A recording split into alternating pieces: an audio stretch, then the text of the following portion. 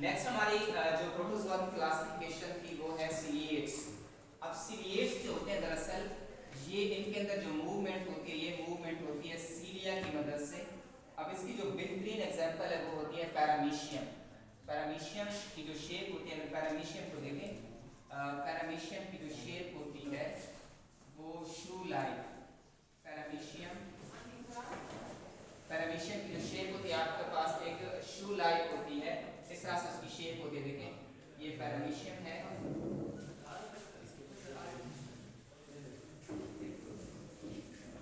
ये पैरामीशियम की शेप होती है।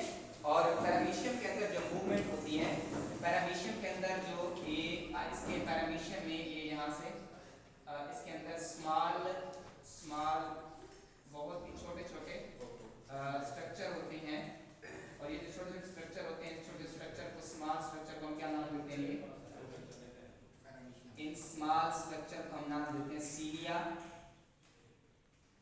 और ये जो सीलिया होते हैं, ये जो मूवमेंट होती है इसके अंदर, इन सीलिया की मदद से क्या करते हैं, ये मूव करते हैं। यानी जो सीलिएट्स आपके पास होते हैं इसके अंदर जो लोकोमोशन होती है, मूवमेंट होती है, किसकी मदद से होती है?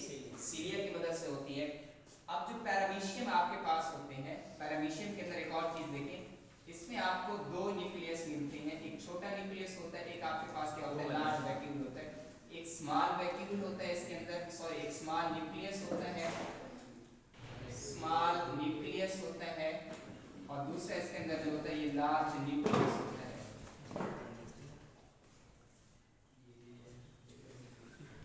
दो न्यूक्लियस इसमें आपको मिल जाते हैं। एक हमारे पास क्या होता है? स्मॉल न्यूक्लियस होता है, दूसरा इसके अंदर कौन सा होता है? लार्ज न्यूक्लियस होता है।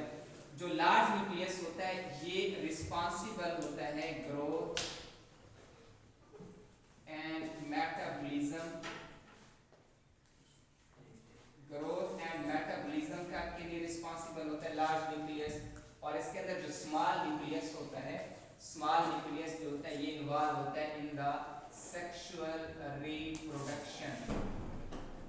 सीलिएट्स के अंदर जो सेक्सुअल रिप्रोडक्शन होती है वो किसकी मदद से होती है? स्मॉल न्यूक्लियस की मदद से होती है। और स्मॉल न्यूक्लियस जो होता है ये डिप्लॉइड होता है, 2n होता है। इसके अंदर क्रोमोसोम की तादाद क्या होगी? पूरी क्रोमोसोम इसके अंदर क्या होंगे? मौजूद होंगे। ये दो तरह के न्यूक्लियस इसके अंदर पाए जाते हैं, स्मॉल न्यूक्लियस है, दूसरा कौन सा होता है? Large nucleus. Small nucleus reproduction में इन्वॉल्व होता है और जो लार्ज न्यूक्लियस होते हैं ग्रोथ एंड मेटाबॉलिज्म में। इनके अपने अपने डीएनए होते हैं, एक अपना ही डीएनए होता है। तो कंट्रोल सेंटर कौन सा होता है इसके अंदर? ये पैरामीशियम के अंदर कंट्रोल सेंटर कौन होगा, यानी कि बाकी ऑर्गेनेल्स को कंट्रोल? ये अब देखिए ना, इसमें आपके पास दो तरह के, इसका काम जो होता है, जो स्मॉल न्यूक्लियस होता है इसका काम जस्ट यही होता है कि रिप्रोडक्शन करवाता है। बाकी जो सारा बॉडी के अंदर जो सारी ग्रोथ होती है, मेटाबॉलिज्म, सारे जो फंक्शन होते हैं, मैंने दो चीजें लिखी, ग्रोथ और दूसरा मेटाबॉलिज्म, सारे फंक्शन उसके अंदर आ जाते हैं। तो बाकी जितनी भी एक्टिविटीज इस पैरामीशियम में होती है वो कौन कंट्रोल करता है? उसको ही कंट्रोल करता है। लास्ट में जो चैप्टर था मैंने आपको एक वीडियो भी दिखाई थी, जिन बच्चों ने लास्ट छठे लेक्चर में आपको वीडियो दिखाई थी, कॉन्जुगेशन आपको याद होगी, एक एनिमेशन वीडियो मैंने आपको दिखाई थी कॉन्जुगेशन कि बैक्टीरिया के अंदर उसके कुछ पॉइंट्स भी मैंने लिखवाए थे कि आपको याद होगा, कुछ पॉइंट्स मैंने लिखवाए थे कॉन्जुगेशन के। कॉन्जुगेशन के जो पॉइंट्स होते हैं कि जिसमें आपके पास दो ऑर्गेनिज्म, चाहे वो बैक्टीरिया के अंदर भी कॉन्जुगेशन होती है सेक्सुअल रिप्रोडक्शन, और सीलिया के अंदर भी क्या होती है जो सेक्सुअल रिप्रोडक्शन होती है वो कॉन्जुगेशन के जरिए होती है। कॉन्जुगेशन में क्या होता है? यहाँ अगर इसकी बात करें, पैरामीशियम की बात करें, एक पैरामीशियम है, अगर हम पैरामीशियम की बात करते हैं तो ये आपके पास एक पैरामीशियम हो गया। और ये जो पैरामीशियम है, देखें ये एक पैरामीशियम हो गया, ये आपके पास एक पैरामीशियम, और ये जो पैरामीशियम है इसके अंदर क्या मौजूद है? सीलिया मौजूद है। देखें ये पैरामीशियम, एक पैरामीशियम का ये न्यूक्लियस हो गया, स्मॉल न्यूक्लियस, ये क्या हो गया? Large nucleus. तो कॉन्जुगेशन के अंदर दो ऑर्गेनिज्म एक दूसरे के क्या आते हैं? करीब आते हैं। ये एक ऑर्गेनिज्म सपोज ये प्लस स्ट्रेन है, मतलब मेल है, और ये आपके पास जो दूसरा है ये कौन सा है? ये फीमेल है। तो दो ऑर्गेनिज्म एक दूसरे को क्या आएंगे? ये दो ऑर्गेनिज्म एक दूसरे के करीब आएंगे। ये जब दो ऑर्गेनिज्म आप एक दूसरे के करीब आएंगे तो नेक्स्ट आपको याद होगा हमने क्या देखा था? नेक्स्ट ये होता है कि न्यूक्लियस क्या हो जाता है? ये डिवाइड हो जाता है आगे, और ये जो न्यूक्लियस डिवाइड होता है तो ये इसका जो साइड इसका न्यूक्लियस होता है ये मूव करके, याद है आपको वीडियो? इसका जो न्यूक्लियस होता है ये मूव करके किसके अंदर आ जाता है? यहाँ से मूव करके यहाँ पे आ जाता है, यहाँ पे रेप्लिकेट करेगा। तो इस प्रोसेस को जो सेक्सुअल रिप्रोडक्शन होती है ऑर्गेनिज्म में, उसको हम क्या कहते हैं, this is called as conjugation. तो ड्यूरिंग द कॉन्जुगेशन सीलिया के अंदर सीलिएट्स हो गए या बैक्टीरिया हो गए, दो ऑर्गेनिज्म एक दूसरे के करीब आते हैं और उनका जो बैक्टीरिया उनका डीएनए होता है वो क्या होता है, वो ट्रांसफर होता है दो ऑर्गेनिज्म के दरमियान। इस प्रोसेस को हम क्या कहते हैं, इस प्रोसेस को हम कहते हैं कॉन्जुगेशन। और ये किसके अंदर होती है, सीलिएट्स। इसके अंदर हाँ, ये इसका एक न्यूक्लियस है, फिर ये डिवाइड होगा, फिर ये दूसरा बन जाएगा सीधा से। पहले वाला दूसरी बार इसके अंदर अब इसमें दो बनेंगे ना, इसमें एक आपके पास ये बन के एक ये बन गया, तो एक डिवाइड होकर इधर आ जाएगा, फिर ये डिवाइड करेगा अपने आप को, फिर ये दो बन जाएंगे। इस तरह से उसकी जो ऑर्गेनिज्म की तादाद होती है वो क्या होती रहती है, ये बढ़ती रहती है। तो इधर फीमेल में 3 न्यूक्लियस होंगे, इसमें फीमेल फॉर्मेशन में 3 तो नहीं होंगे, जब ये इसका मेल का एक न्यूक्लियस उसमें चला जाएगा, इसका न्यूक्लियस इसके अंदर आ जाएगा। जी। अब ये इसके अंदर आ जाएगा न्यूक्लियस, फिर इसके अंदर एक और जो है ये डिवाइड जब होगा, इसके अंदर आपके पास ये लार्ज न्यूक्लियस बन जाएगा। जब ये लार्ज न्यूक्लियस बनेगा, फिर आपके पास ये आगे डिवाइड होगा, जब मेल इसके करीब आएगा, फिर ये रेप्लिकेट करेगा, तो फिर आपके पास ये न्यूक्लियस आगे क्या हो जाएगा, ट्रांसफर हो जाएगा। जी, फीमेल में एक। तो ये जो प्रोसेस होता है, इस प्रोसेस को हम क्या नाम देते हैं, सीलिएट्स यानी कॉन्जुगेशन। कॉन्जुगेशन ये सीलिएट्स का ये छोटा सा होता है, सीलिया की मदद से मूवमेंट होती है। स्मॉल न्यूक्लियस होता है जो कॉन्जुगेशन में हेल्प करता है, और जो लार्ज न्यूक्लियस होता है ये ग्रोथ एंड मेटाबॉलिज्म के अंदर क्या होता है, ये हेल्प करता है। इसके बाद आपके पास होता है फोरामेनिफेरॉन्स है, एक्टिनोफोर। ये वैसे सेपरेट होते हैं लेकिन हम इसको एक ही लेते हैं। अब फोरामेनिफेरॉन्स जो होते हैं ये वैसे आपके पास बने होते हैं कैल्शियम के बने होते हैं। इसका दरअसल आपके पास जो स्ट्रक्चर होता है फोरामेनिफेरॉन्स का स्ट्रक्चर अगर हम देखें, फोरामेनिफेरॉन्स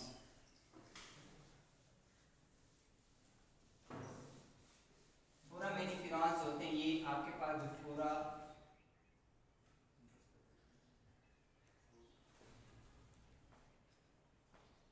ये बने होते हैं कैल्शियम के, दरअसल Ca2 पॉजिटिव इसका जो शेल होता है, इसके एक शेल होता है। और आपके पास जो एक्टिनोपोर्स होते हैं, एक्टिनोपोर्स ये सिलिकॉन, इसका जो सेल होता है ये सिलिकॉन का क्या होता है, ये बना होता है कैल्शियम का, और इसका क्या होता है, सिलिकॉन का बना होता है। अब देखिए ये अपने गिर्द एक शेल बना लेता है। अगर ये देखें, ये एक ऑर्गेनिज्म अपने गिर्द क्या बना लेगा, ये इसके गिर्द एक शेल बन जाता है।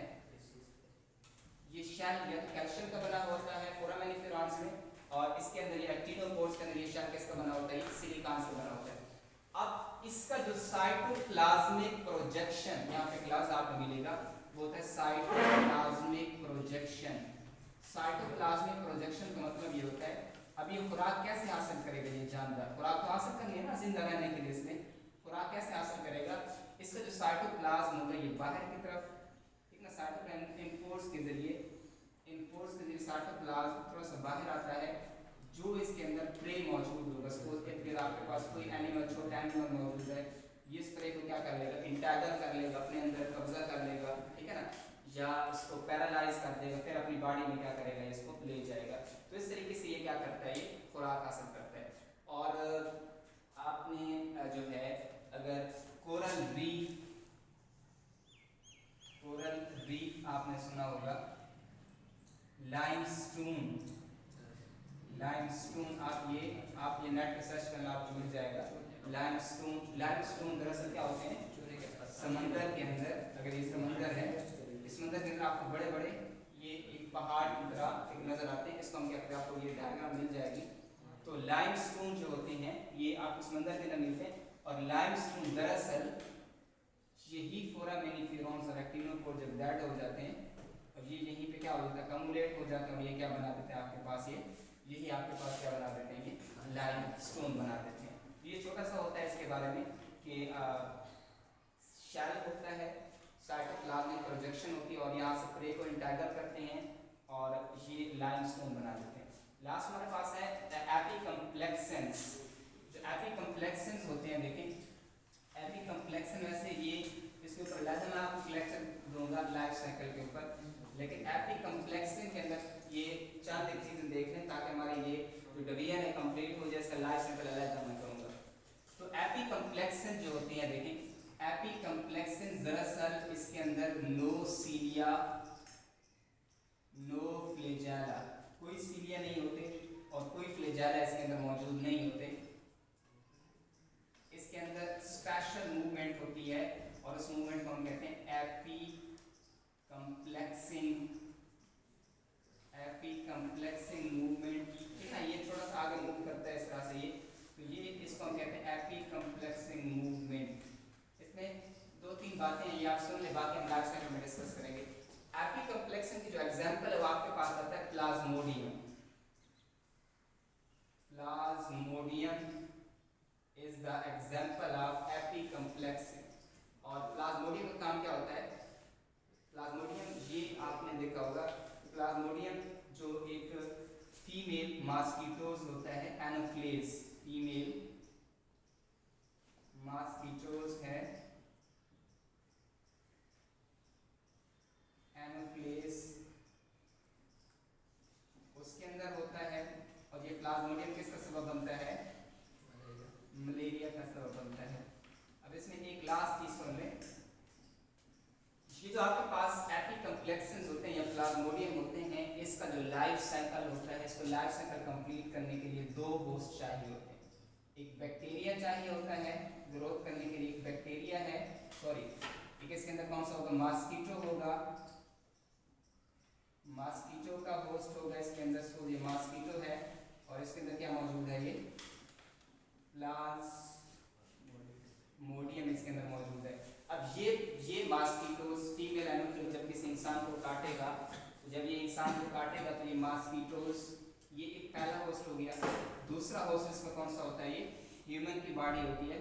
तो ये जब किसी इंसान को काटेगा तो इसके लीवर सेल के अंदर क्या हो जाता है? ट्रांसफर हो जाता है, लीवर से फिर ये आ जाता है आरबीसीज में, और आरबीसीज में अपनी तादाद को क्या करेगा? बढ़ाएगा। यानी जो रेप्लिकेशन होती है प्लाज्मोडियम की, जो ग्रोथ होती है वो किसकी बॉडी में होती है? वो ह्यूमन की बॉडी में होती है, आरबीसीज के अंदर रेप्लिकेशन होती है। तो इसकी जब रेप्लिकेशन होती है तो ये फिर आपके पास की तादाद में क्या हो जाता है? बहुत ज़्यादा इजाफा हो जाता है और ये फिर एक डिजीज काज करता है, उसको हम क्या कहते हैं? ये मलेरिया। दरअसल ये मलेरिया क्यों होती है? देखिए, जब आरबीसीज की तादाद में इजाफा होता है, जब आरबीसीज की तादाद बहुत ज़्यादा हो जाती है तो ये आरबीसीज बस्ट हो जाते हैं।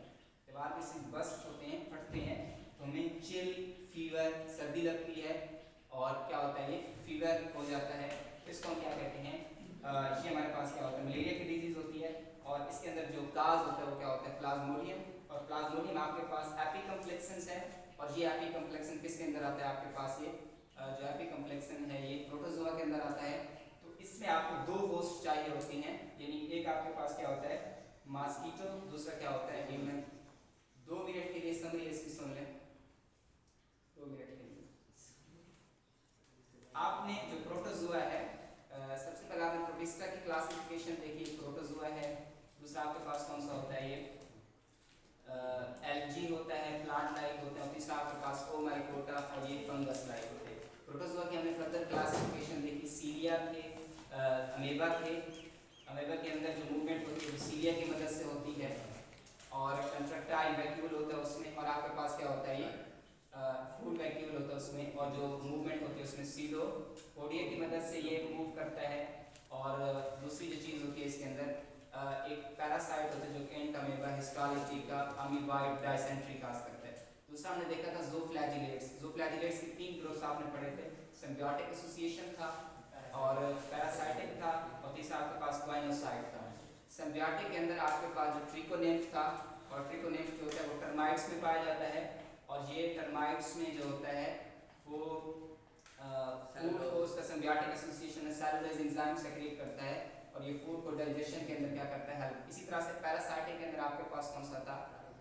ट्राइपेनोसोमा सिसिफलाई में पाया जाता है और स्लीपिंग सिकनेस काज करता है। और तीसरा आपके पास था कौन सा था?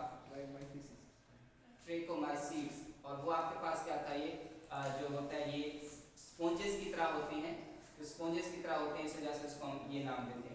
इसी तरह से आपके पास जो था आपने देखा सीलिएट्स देखा, सीलिया की मदद से मूवमेंट होती है, और दो इसमें आपको न्यूक्लियस मिलते हैं, माइक्रो और मैक्रो। जो माइक्रो होता है रिप्रोडक्शन में इन्वॉल्व होता है, रिप्रोडक्शन इसमें कॉन्जुगेशन से होती है, और मैक्रो जो होता है उसकी ग्रोथ है, रिप्रोडक्शन करता है। एक्टिनोकोर्स लाइमस्टोन बना देते हैं, फोरामिनिफेरोस कैल्शियम और सिलिकॉन के बने होते हैं, और समुद्र में आपको बड़े बड़े लाइमस्टोन नजर आते हैं। और आपके पास जो एपिकम्प्लेक्सेंस का प्लाज्मोडियम इसके अंदर पाया जाता है, और जो प्लाज्मोडियम होता है 2 होस्ट इसको चाहिए होते हैं।